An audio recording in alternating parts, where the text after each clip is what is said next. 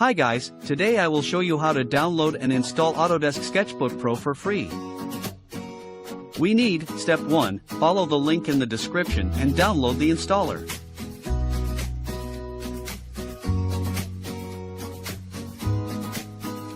Step 2, unzip the archive and enter the password 2022.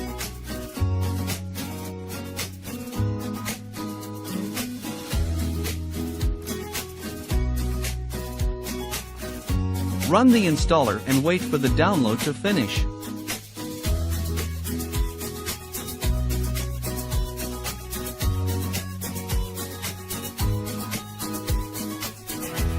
The program is ready to use. Launch a desktop shortcut and get to work.